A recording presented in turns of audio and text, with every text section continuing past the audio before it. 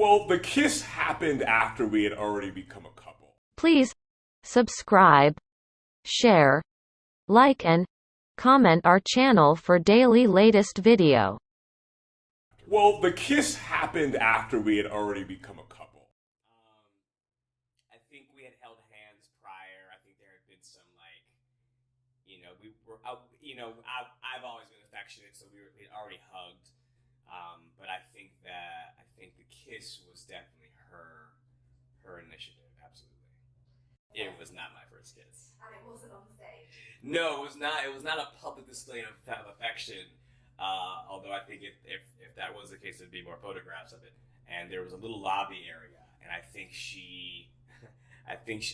I noticed her kind of like making a beeline toward me with a lot of intention, and then there was a kiss, and I think it did catch me off guard. And I think there were other kisses after that moment, but I think that was how it happened. Is she definitely made the move and initiated the first act of affection in that way, and I think I'm happy for her. So I think to find someone that you feel gets you, that you feel accepts you, and not only accepts you but supports whatever it is you are, no matter how weird or whatever your thing is, to find someone that gets it and loves it and wants more of it, I think that's amazing.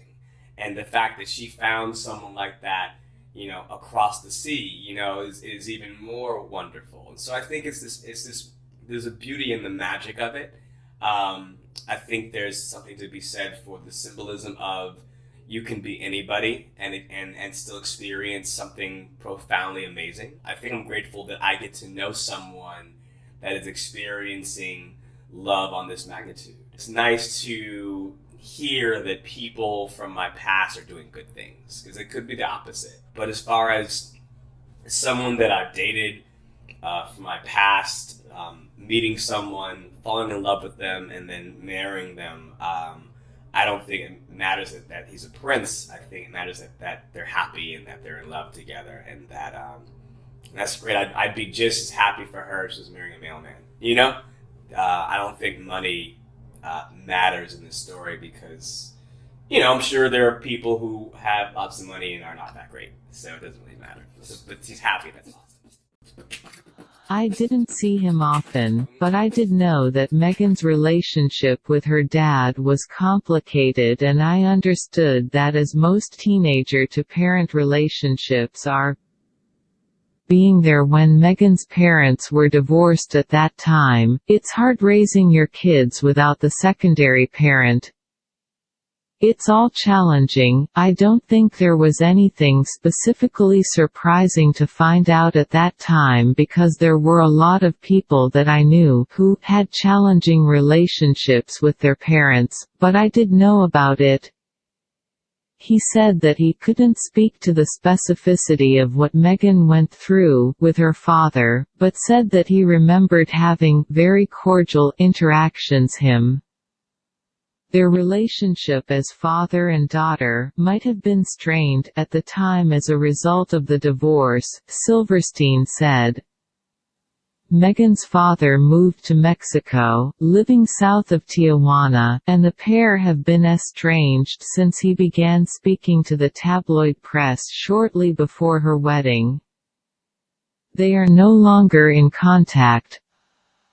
I think at the end of the day, we're all human beings, and we all have to create boundaries with people that we may not want to create boundaries with, said Silverstein. But at the end of the day, you have to do what's best for you and your family. If that means creating a boundary with your parents, sometimes that's what you have to do.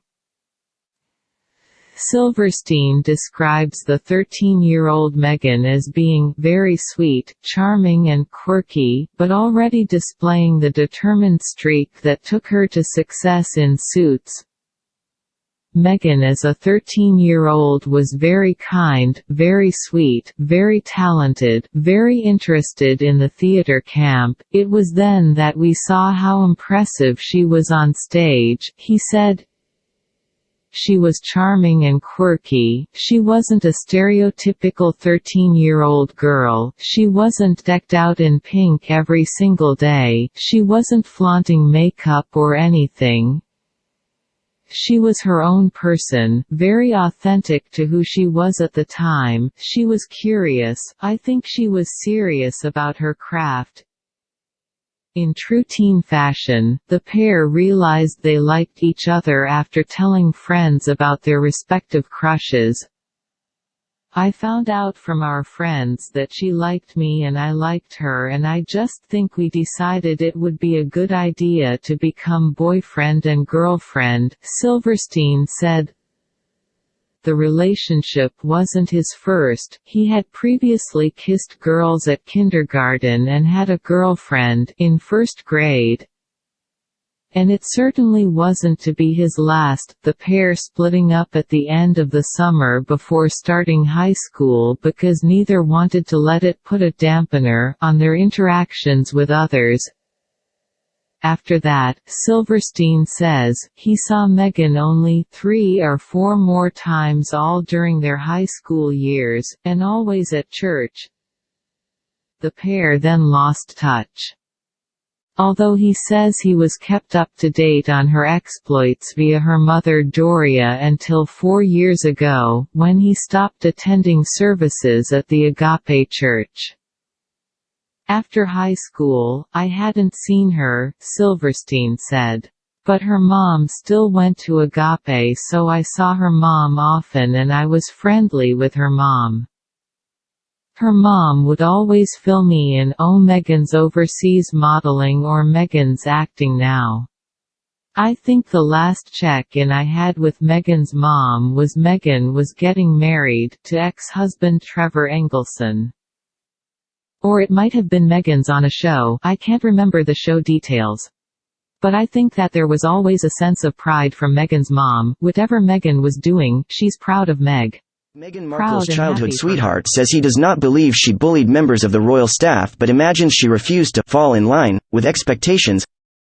Meghan Markle's childhood boyfriend has said he does not believe that she ever bullied members of staff, saying that his guess was she refused to fall in line and spoke out against being disrespected.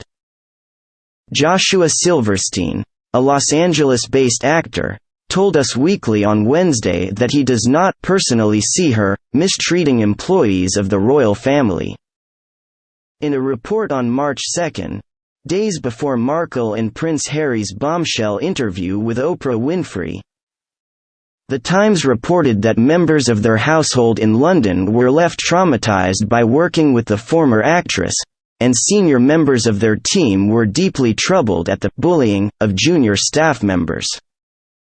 Silverstein, who was Markle's first kiss, aged 13, and dated her throughout that summer, said he could not believe the allegations. I see her doing whatever it is she feels like she should do in order to be happy and coexist within a system that has probably not been very welcoming to who she is and where she comes from, he told the magazine. When you find women of color, particularly black women, standing up for themselves and speaking out and speaking against what they feel is disrespect or oppression, oftentimes whiteness tends to classify that in negative ways because they don't want that to happen. It's almost like people are expected to know their place, and whenever they don't fall in line with that, then people say it's a problem. The Times was told that staffers were reduced to tears and couldn't stop shaking following a confrontation with Markle, claims she vehemently denied. Markle, 39, was said to be saddened by this latest attack on her character, particularly as someone who has been the target of bullying herself and is deeply committed to supporting those who have experienced pain and trauma. Buckingham Palace is currently investigating the claims.